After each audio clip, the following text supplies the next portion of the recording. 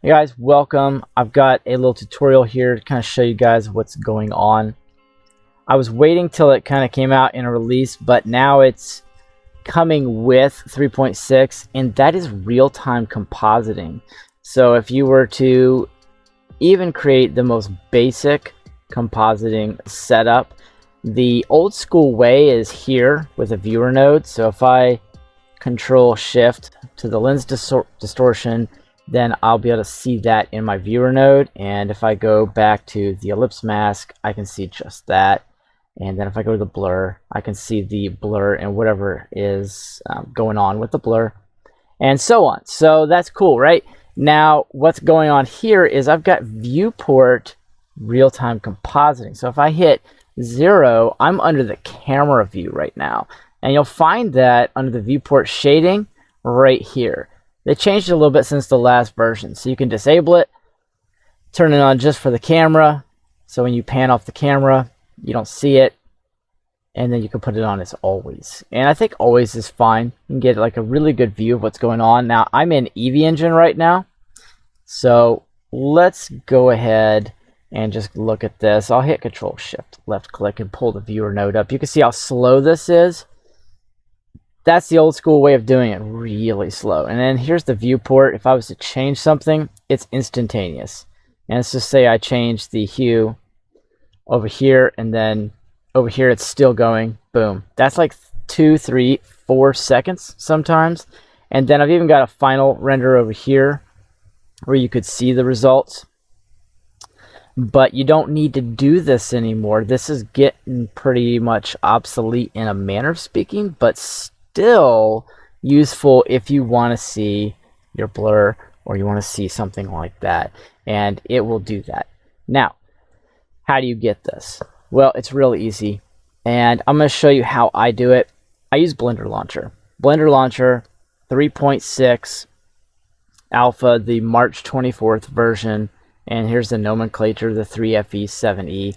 Okay, this is the one I'm using right now, and it's got this built in, but you have to go into Edit, go into Preferences, go to Interface, and turn on Developer Extras. You'll see this Experimental tab. See it come and go. You have to turn that on, then click Experimental, and then you can go right here to the Full Frame Compositor and check that on. The cool thing is that you can kind of still use the old school method and this at the same time. Now, this is taking advantage of GPU rendering if you do it right. So make sure that if you're in here, and I'll go to System, and if you select your card, don't have your CPU and your GPU selected, because that's going to slow things down.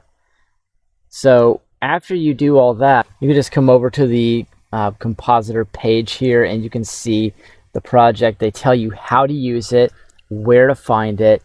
They show you some cool examples, you know, and I know this came out a few months ago, but they're packaging it, and it's not as glitchy. Now, some things to note, that it's not going to work with every single node, so you really need to keep this standard, very standardized. And let's see if the glitch is still there. If I hit Shift right click, yeah, okay, so it's not breaking it now. They must have fixed that, which is good. We used to, when you would add one of these wire connectors here, it would break the hierarchy, I suppose, of the data flow back and forth. And so they fixed that, so that's good news. Now, if you want Blender Launcher, just go over to any search engine. So if you just wanted to duck that, then you could pull up DuckDuckGo, type in Blender Launcher, and it'll come up with download or whatever. Just click the GitHub and get it for Windows. Now, once you've got it, make sure you come in here, click the little cogwheel, and click to load when start.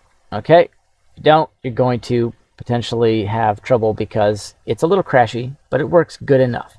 And you can go to Downloads, Daily, and then get that. But since I already have it, it's in my Library Daily. And that's like the two main functions, is the library or downloads. And then you're either going to have the stable releases, the daily, and or the experimental. Okay? So that's how that works. Now, as this is not necessarily a tutorial on how to do compositing, it's pretty easy. I'll just go through and we'll just do a new.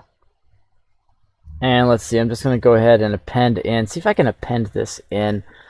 All right, so real simple here in this area. We're going to simplify this thing. All you really have to do is come in here and let's hit Shift A, search, type in mix, hit enter, and drop this mix node in the middle. And you can kind of spread stuff out. Now, if you want the viewer node, hit Control Shift left click, and you'll have your final here and obviously in the 3D viewport for the comparison. Now I'll take the bloom and I'm just going to plug the bloom in. I'll bring the factor back to 0.5. Move that viewer node out of the way just a touch. I'll take this from mix to overlay. I don't think it really matters too much. And I'll hit Shift A, search, and type in hue. And I'll go to hue saturation value, and then I'll drop that right here. So now I can kind of change things. And as you can see how quickly this operates in the 3D viewport, this is cool. And it definitely takes a while to catch up here. And the more stuff you add to your compositing, the heavier it's going to get. So if I pull this out and hit Shift A, let's go to filter and filter, which will pull up a sharpen. Make sure to drop that in the composite line, not the viewer line, and then you'll have to Control Shift left click here if you want to see that in the viewer. I'll go down to, you can do box sharpen, diamond sharpen, doesn't matter. This will make it look a little bit cooler and kind of accentuate the lines, a little bit more stylized, which is kind of the goal here. You can kind of play around with the sharpen factor, turn it up and down. You don't need too much. Like 0.05 would probably be enough. All right, and now from here, let's see, I can go ahead and put in, I'll just search for it. I'll put a lens distortion in. This one's super fun. Throw in your lens distortion, hit fit. Then for the distort, you can bring it to like 0.5 to really like bring it up and accentuate the look. And what you'll see is the entire area is getting distorted. All right, and let's see if I can do this. If I G, you see how the plane will shift through the area of distortion. It'll kind of normalize. So you can kind of get an idea how that works. So something like 0.005 works enough. Give you just a little bit of lens distortion. That's actually called chromatic aberration. We'll take the lens dispersion up here. And on the edges, like the fringes here, you can kind of see where that chromatic aberration is starting up. So let's click over here and check it out. You can see that right on the edges. That's your lens flare, if you will. Now let me see. I've got something up that'll help you out. The chromatic aberration, basic photo that's taken, chromatic aberration. This looks alive. It looks moving. This one looks plain, dull, dead, fake. This one looks like, oh man, somebody's running by and took a picture, right? So that's why we do that. It's a natural byproduct in photography. It just happens. And so you've got that. So you always want to add a little bit, but 0.07 is still a lot. You don't even need that much. This just needs to be a tiny little bit and a tiny little bit on the sharpen. And now we can kind of play around with the hue and the saturation and watch the old school way of doing this. Oh, you could turn on backdrop too if you want to see all this, but I just think that's hard to, it's just hard to see everything. So hue and saturation changing here. You see it hasn't changed anywhere else yet. This is the second place, this is the third place to get it. So you just turn that off, you don't need it. And you can kind of see like Christmas tree lights, how quickly that is. That's pretty nice. Anyways, guys, that's it. Just want to give you guys a quick rundown on the real-time compositor, how to use it. Can switch over to cycles. Actually, I want to check this out. I'm not sure. Yeah, okay, yeah, it's still into there for cycles, so that's cool. I could go HDRI. I'm not going to do that. And you can kind of see how that changes in cycles as well. So that's cool. Yeah, it's working in both. And that little trick, like I said, with the shift right click doesn't break the hierarchy anymore. So you can go ahead and do that. Try to keep your nodes relatively basic you know, till this comes out experimental phase. So thanks for watching, everybody. Go ahead and support the channel and smash that subscribe, smash that like button on the way out. It really helps out. I do have the hard surface toolbox for pay on my Gumroad. I do have a free version, works pretty good. This one's a lot more advanced. It's got a lot more options for you. The toolet is laid out in a much better fashion.